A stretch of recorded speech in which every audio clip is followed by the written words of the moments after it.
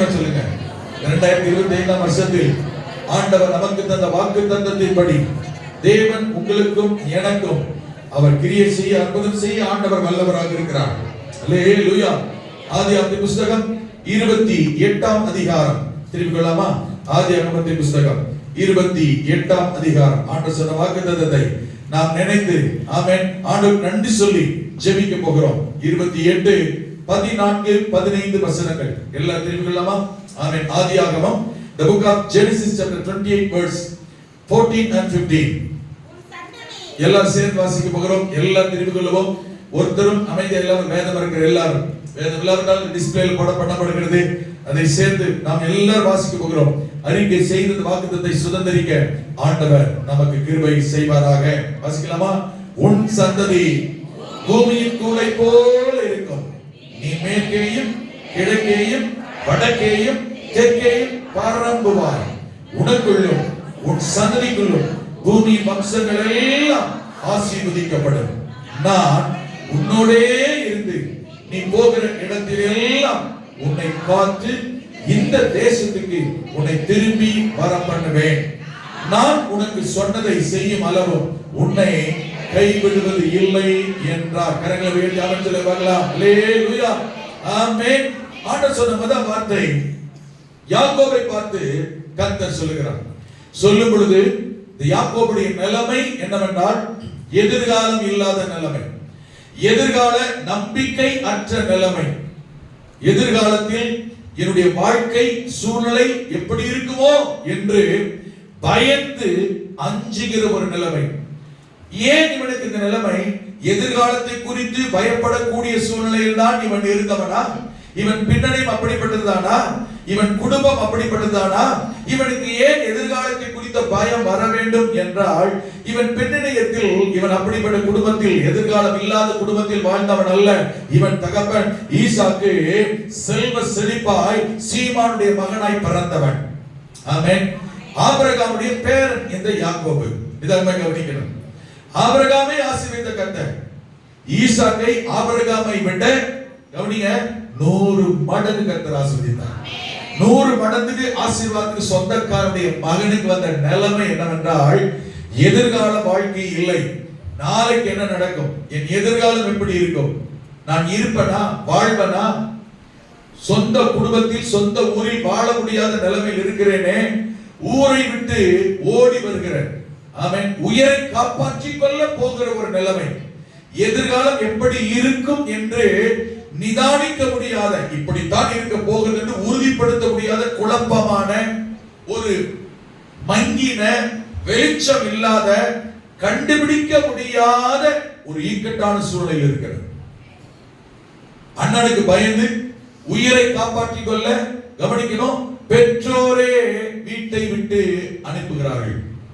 ஆமென். அனுப்பிவிடப்படுகிறார். தகப்பனும் அனுப்புகிறார், தாயும் அனுப்புகிறார். ஆமென். கையில் வேற எந்த ஆசீர்வாதத்துக்கோ எதிர்கால திட்டத்துக்கோ வாழ்க்கைக்கோ வசதியோ எதுவும் இல்லை. தனி ஒரு மனிதனாய் போகிறான். கையில் ஒரு கோல், ஒரு தடி மாத்திரம் தான் இருக்கிறது. ஆமென். கட்டின டிரஸ், கொஞ்சம் தண்ணி, அன்னைக்கு ஏதோ சாப்பாட்டுக்கோ குடிக்கிறதுக்கோ ஏதோ இருந்திருக்கும். தகப்பனை விட்டு பிரயாணப்பட்டு விட்டான். ஆமென். அம்மா சொன்ன தாயார், என் சகோதரனுடைய ஊருக்கு போய்விடு, லாபானிடத்தில் போய்விடு. ஆமென். மீதியான் தேசத்துக்கு அங்க போய்விடு, அங்கே போய் நீ இரு, உன் சகோதரனுடைய கோபம் தணிந்த பின்பு. என் சகோதரன் என்ன சொல்லிட்டா, இவனை நான் பார்க்கிற நாளில் கொன்று போடுவேன், கொல்லவே கொல்வேன், இவனை உயிரோடு வைக்க மாட்டேன். அப்ப உயிருக்கு பயந்து வாழ வழி இல்லாமல் வசதியான குடும்பத்தில் குடியிருக்க பெற்றோரோடு குடும்பத்தாரோடு வசதியாய் வாழ முடியாத சூழ்நிலையில் எல்லாம் இருந்தும் இன்றைக்கு எதுவுமே உதவி செய்ய முடியாத, தகப்பன் உதவி செய்ய முடியாத, தாய் உதவி செய்ய முடியாத, குடும்பம் உதவி செய்ய முடியாத, தன் ஜீவனை காப்பாற்றிக் கொள்ள எல்லாம் இருந்தும் எதுவாலும் நன்மையோ ஆசீர்வாதமோ இல்லாத சூழ்நிலையில் தன் ஜீவனை பாதுகாத்துக் கொள்ள ஊரை விட்டு ஓடி போகிறான். ஜீவனை தப்புவித்துக் கொள்ள அவன் கண் காணாத, இதுவரை பார்த்திராத ஒரு தேசத்திற்கு பிரயாணப்பட்டு போகிறான். கூட வந்தது ஒரே ஒரு கோல்தான், வேற எதுவுமே இல்லை. ஆனால் அன்று இரவு குறிப்பிட்ட ஒரு இடத்துக்கு போகிறான். ஆமென். மாலை மயங்கி விடுகிறது. ஆமென். அதுக்கு மேல பிரயாணம் பண்ண முடியவில்லை. இருள் சூழ்ந்த நேரம். அவன் இருந்த இடத்துல ஒரு கல்லை தலையணாக வைத்து அதன் மேல் படுக்கிறான், தலையை வைக்கிறான், நித்திரை செய்கிறான். அவனை அறியாமல், அவன் எதிர்பார்க்கிறாத, நினைத்து பார்க்கிறாத சூழ்நிலையில் ஒரு தரிசனம், சொப்பனம் அவனுக்கு வெளிப்படுகிறது. அந்த சொப்பனத்தில் நீங்கள் வேதத்தில் வாசிக்க முடியும். சொப்பனத்தில் ஒரு ஏணி வைக்கப்பட்டிருக்கிறது, அதன் நுனி வானத்தில் இருக்கிறது, ஏணியோட பாட்டம் அவன் இருக்கிற இடத்தில் இருக்கிறது. அதிலே தேவதூதர்கள் இறங்குகிறார்கள், ஏறுகிறார்கள், ஏறுகிறவர்கள் இறங்குகிறவர்களுமாய் இருக்கிறார்கள். உடனே சொப்பனம் தெளிந்து கண் விழித்து எழுந்து உட்கார்ந்து, என்ன நம்ம படுத்தது ஒரு வனாந்தரமான இடமாச்சே, ஒரு கட்டடம் இல்லை, பாதுகாப்பான இடம் இல்லை.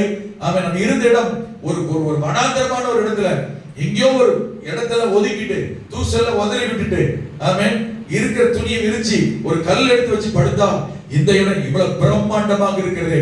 தேவதூதர்கள் ஏறுகிறதும் இறங்குறதுமா இருக்கிறார்களே, வேலை வானத்திலிருந்து அந்த ஏணி நுனி மேலே இருந்து ஆண்டவர் பேசுகிறார், பேசுகிற சத்தம் கேட்கிறதே. அப்படி என்றால் இந்த இடம், இந்த ஸ்தலம் தேவன் வருகிற, தேவன் தங்குகிற, தேவன் நடமாடுகிற, தேவனுடைய நடமாட்டம் இருக்கிற, தூதரில் வந்து போகிற, தேவன் வாசம் பண்ணுகிற ஸ்தலம் இது. தேவனுடைய வீடே அல்லாமல் வேறல்ல, இது பெத்தேல் என்று பேர். சரி, இந்த காட்சியை பார்க்கிறான். இதனால என்ன நடக்கிறது? மேலே இருந்த ஆண்டவர் இந்த யாக்கோபை அழைக்கிறார், கூப்பிடுகிறார், பேசுகிறார். ஆமென். பேசி அவனை பார்த்து சொல்லுகிறார், கர்த்தர் 13 வசனத்தில் அதற்கு மேலாக நின்று, நான் உன் தகப்பனாகிய ஆபிரகாமின் தேவனும் ஈசாக்கின் தேவனுமாகிய கர்த்தர், நீ படுத்திருக்கிற இந்த பூமியை உனக்கும் உன் சந்ததிக்கும் தருவேன். தகப்பனுடைய இடம் அல்ல, போய் சேர்கிற இடமும் அல்ல. ஹலோ, இதான் கவனிக்கணும். தகப்பன் இருந்த இடம் அல்ல, போய் சேர்கிற இடம் அல்ல, இந்த இடத்தை உனக்கு தருவேன். உனக்கு தெரியுமா, நீங்கள் இருந்ததும் அல்ல, நீங்கள் நினைத்திருக்கிற ஒன்றும் அல்ல. இந்த யாக்கோபுடைய வாழ்க்கையில அவனை நினைத்து பார்க்கிறார், ஒரு நன்மை ஆசீர்வாதத்தை கர்த்தர் வைத்திருந்ததை போலவே நீங்கள் திட்டம் பண்ணி இருந்ததும் அல்ல, திட்டம் பண்ணி இருக்கிறதும் அல்ல. இதிலும் மேலான வித்தியாசமான, நீங்கள் நினைத்திராத ஏதோ ஒரு புது நன்மை, புதிய ஆசீர்வாதத்தை இந்த வருஷத்திலே கர்த்தர் உங்களுக்கு என்று புது நன்மை வைத்திருக்கிறார்.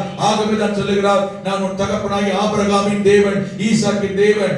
அவர்களுடைய அந்த இடம் அல்ல, இந்த இடத்தை நீ நினைத்திராத, நீ பார்த்திராத, நீ வாஞ்சித்திராத, கற்பனை கூட பண்ணாத ஒரு நன்மையை இந்த இடத்தில் உனக்காக வைத்திருக்கிறேன். நீ படுத்திருக்கிற இந்த இடம், இந்த பூமி, அல்லேலூயா, என்ன தெரியுமா? ஆமென். இருந்ததும் அல்ல, நீ போகிற இடம் அல்ல, உனக்கென்று ஒரு நன்மை, உனக்கென்று ஒரு ஆசீர்வாதம், ஒரு புதிய ஆசீர்வாதம், புதிய நன்மை, நினைத்து பார்த்திராத ஆசீர்வாதம், திட்டம் பண்ணிராத ஒரு நன்மையை, நீ பார்த்திராத ஒன்றை நீ ஏன் கற்பனை பண்ணாத அளவுக்கு நான் உனக்கு தந்து உன்னை ஆசீர்வதிக்க விரும்புகிறேன். கரங்களை தட்டி கர்த்தரை மகிமைப்படுத்தலாமா? இந்த இரவு நேரத்தில் யாக்கோபு கர்த்தர் சொன்ன வார்த்தை, நீ படுத்திருக்கிற இந்த இடம், நான் தந்த இடம், உன்னை சந்தித்த இடம், நீ என்னை சந்தித்த இடம், தேவ தூதர்கள் சந்தித்த இடம், அல்லேலூயா, தேவனுடைய வீடாய் மாற போகிற இடம் உனக்கு கொடுக்கப்படும். அல்லேலூயா, ஆமென். அங்கே பல ஆசீர்வாதங்களை கர்த்தர் உனக்கு சொல்லுகிறார். 8 ஆசீர்வாதங்கள் சொல்லப்பட்டிருக்கிறது. என்னுடைய கணிப்பின்படி, எண்ணிக்கையின்படி 8 ஆசீர்வாதங்களை கர்த்தர் சொன்னார். ஆமென். ஆபிரகாமுக்கு 7, இவனுக்கு கூடுதலாகவே ஒன்றை சொல்லுகிறார். என்ன சொல்லுகிறார்? 13 வசனத்திலே முதல் வாக்குத்தத்தம், ஆமென், இந்த பூமி, படுத்திருக்கிற இந்த பூமியை உனக்கும் உன் சந்ததிக்கும் தருவேன். நம்பர் 1. இரண்டாவது 14 வசனத்திலே, உன் சந்ததி பூமியின் தூளை போல இருக்கும். மூன்றாவது, நீ மேற்கேயும் கிழக்கையும் வடக்கையும் தெற்கையும் பரம்புவாய். நான்காவது, உனக்குள்ளும் உன் சந்ததிக்குள்ளும் பூமி வம்சங்கள் எல்லாம் ஆசீர்வதிக்கப்படும். ஐந்தாவது, நான் உன்னோடே இருப்பேன். ஆறாவது, நீ போகிற இடத்திலெல்லாம் உன்னை காப்பேன். ஆமென். ஏழாவது, உன்னை திரும்பவும் இந்த தேசத்துக்கு திரும்பி வர பண்ணுவேன். எட்டாவது சொன்னார், நான் உனக்கு சொன்னதை செய்யும் அளவும் உன்னை கைவிடுவதே இல்லை.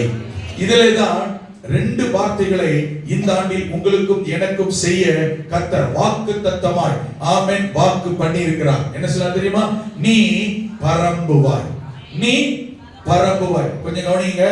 எதிர்காலம் என்னன்னு தெரியாத ஒரு மனிதன், உயிருக்கு அஞ்சி போய் கொண்டிருக்கிற மனிதன், வாழ்ந்தால் போதும், சாப்பிட்டா போதும், இருக்க ஒரு இடம், கட்டின துணி இருந்தா போதும், தன்னந்தனியாய் நிர்கதியாய் எதிர்கால நம்பிக்கை இல்லாத போகிற ஒரு மனிதனை பார்த்து, நாளை என்ன நடக்கும், இந்த மாதம் என்ன நடக்கும், அடுத்த மாதம் என்ன நடக்கும் என்று நம்பிக்கை எதிர்காலம் இல்லாத ஒரு மனிதனை பார்த்து கர்த்தர் சொல்லுகிறார், நீ மேற்கேயும் தெற்கேயும் கிழக்கே வடக்கே நீ பரம்புவாய். You shall spread. நீ பரம்புவாய். ஒரு மனிதன் ஒன்றும் இல்லாதவன், ஆமென், கையில காசோ பணமோ சொத்தோ வசதி வாய்ப்போ இவனோட கூட வந்திருந்தால், இங்க ஒரு பிளாட், இங்க ஒரு இடம், அந்த ஒரு இடம், இங்க ஒரு சொத்து, அங்க ஒரு சொத்து, காரு, அவன் நகை நட்டு வசதி வாய்ப்பு, சிங்கிள் அண்ட் ஸ்ப்ரெட் அவுட் ஆகலாம். எதுவுமே இல்லை, எதிர்கால நம்பிக்கை இல்லை, கையில் ஒன்றும் இல்லை. அவனை பார்த்து கர்த்தர் சொல்லுகிறார், நீ பரம்புவாய். பரம்புவாய் என்ற வார்த்தைக்கு என்ன தெரியுமா அர்த்தம்? ஸ்ப்ரெட். ஆமென். ஒரே இடத்தில் அல்ல, ஆமென், இருக்கிற இடத்திலே அல்ல, இருக்கிற மாதிரியும் அல்ல, அங்கே இருந்து பரம்புவாய், பெருகுவாய், விருத்தி அடைவாய், வளருவாய் என்று அர்த்தம். அல்லேலூயா. கவலைப்படாதீங்க. இந்த 2025ல இருக்கிற இதே நிலைமையில இருப்போமா? கிடையவே கிடையாது. என் சூழல் இப்படியே தான் இருக்குமா? கிடையவே கிடையாது. ஆமென். எதிர்கால நிலைமையே அவன் கிரகிக்க முடியாத நிலைமையில, நம்பிக்கையற்ற நிலைமையில இருக்கலாம், நம்ப தகுந்த சூழ்நிலை இல்லாம இருக்கலாம். கர்த்தர் உங்கள் ஒவ்வொருவரை பார்த்து சொல்லுகிறார், உங்கள் குடும்பங்களை பார்த்து சொல்லுகிறார், ஆமென், உங்கள் நிலைமை மாற்றுகிறவர் சொல்லுகிறார், உங்களை ஆசீர்வதிக்கிறவர் சொல்லுகிறார், உன்னோடு கூட இருக்கிறேன் சொல்லுகிறார். என்ன சொல்ல தெரியுமா? நீ பரம்புவாய். அப்படின்னா உன் எல்லை விஸ்தாரமாகும், விஸ்தரிக்கப்படும். ஆமென். 1 2 ஆகும், 2 4 ஆகும். அல்லேலூயா. நீ வளர்ச்சி அடைய போகிறாய். ஆமென். உங்கள் குடும்பத்தில், உங்கள் வீட்டில், உங்கள் வேலையில், உங்கள் சுகத்தில், உங்கள் நன்மைகளில் நீங்கள் பரம்புவீர்கள். அல்லேலூயா. பிரச்சனையோடு போகிறான், பிரச்சனையை மறக்க செய்கிறவர் கர்த்தர். ஆமென். ஆசீர்வாதம் இல்லாமல் இழந்து விட்டு போகிறான், இழந்ததை காட்டிலும் பல மடங்கு திரும்ப தந்து உயர்த்த கர்த்தர் வல்லவர் சொல்லுகிறார், நீ பரம்புவாய், நீ பெருக போகிறாய், நீ ஆசீர்வாதமா இருக்க போகிறாய். அல்லேலூயா. எப்படி ஆண்டவரே நடக்கும்? கொஞ்சம் சூழ்நிலை பாருங்க. இவன் சூழ்நிலையை கண்டு, இவன் சூழ்நிலையை பார்த்து, அதுக்கு வாய்ப்பே இல்லாத நிலைமையில் தான் இவனை பார்த்து சொல்லுகிறார், ஆமென், நான் உனக்கு சொன்னப்பா, இது நடக்கிற வரையிலும் உன்னை கைவிடவே மாட்டேன். ஆமென் சொல்லி பாருங்க. நான் உனக்கு இதை செய்து முடிக்கிற வரையிலும், ஆமென், உன்னை கைவிடுவதும் இல்லை, கைவிடுவதே இல்லை. கரங்களை உயர்த்தி, ஆமென். விடிந்து வருகிறது விடியற் காலத்தில் முதல் ஜாமத்தில் இருக்கிறோம், முதலாம் ஜாமத்தில் இருக்கிறோம். தெரியுமா நாம் எத்தனை ஜாமத்தில் இருக்கிறோம்? அல்லேலூயா. ஆமென். 3ஆம் ஜாமத்தில் இருக்கிறோம். 4 மணிக்கு பிறகு 4ஆம் ஜாமம் ஆரம்பமாகும். 3ஆம் ஜாமத்தில் இருக்கிறோம். அல்லேலூயா. ஆமென். இந்த 3ஆம் ஜாமத்திலேயும் தேவ சமூகத்தில் வந்திருக்கிற தேவனுடைய பிள்ளைகளாகிய உங்களை என்னை பார்த்து கர்த்தர் சொல்லுகிறார், இப்ப நான் உனக்கு என்ன சொல்லி இருக்கிறேனோ, என்ன வார்த்தை கொடுத்திருக்கிறேனோ, என்ன வாக்குத்தத்தம் பண்ணியிருக்கிறேனோ, எது உன்னிடத்தில் வந்திருக்கிறதோ, உன்னை குறித்த திட்டம் எதுவோ, எதிர்காலத்தில் உன்னை எப்படி ஆஸ்வதிக்க விரும்புகிறேனோ, அந்த விருப்பத்தின்படி செய்வதற்கு நான் உன்னோடே கூட இருக்கிறேன்.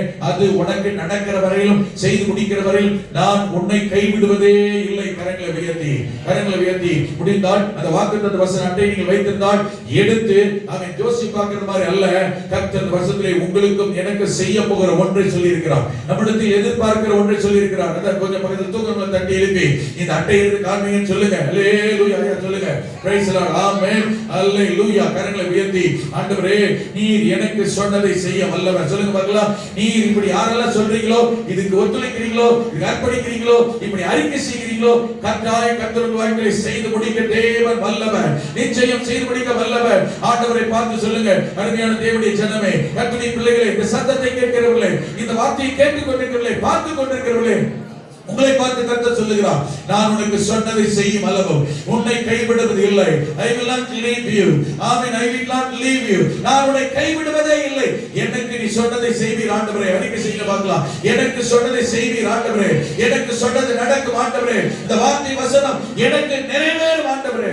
கர்த்தர் நல்லவர். அப்படியே எழும்பி நின்று, ஆண்டவரே ஸ்தோத்திரம். ஆண்டவரே இந்த இரவு இந்த விடிந்து வருகிற நேரத்தில் ஆண்டவரே எல்லாரும் எழும்பி நின்று வேதத்தை வைத்துவிட்டு, வசனத்தை கீழே வைத்துவிட்டு, எல்லாரும் இருக்கிற இடங்களில் எழும்பி நின்று எல்லாரும் 2 கரங்களை உயர்த்தி ஆண்டவரை பார்த்து, தேவனே நீர் எனக்கு சொன்னதை செய்ய வல்லவர், எனக்கு சொன்னதை நிறைவேற்ற கர்த்தர் வல்லவர், நீர் நிறைவேற்றுவதற்காக நன்றி. எல்லாரும் எழும்பிக்கலாம். நான் எழும்பிக்கலாம் சொல்லி ரொம்ப நேரம் ஆயிடுச்சு. எழும்பி நின்று 2 கரங்களை உயர்த்தி, ஆண்டவரே என்னை முழுவதும் அர்ப்பணிக்கிறேன். ஆமென். சொன்னதை செய்யும் அளவும் என்னை கைவிடவே மாட்டீ. கரங்களை தட்டி, சொன்னதை செய்யும் அளவும்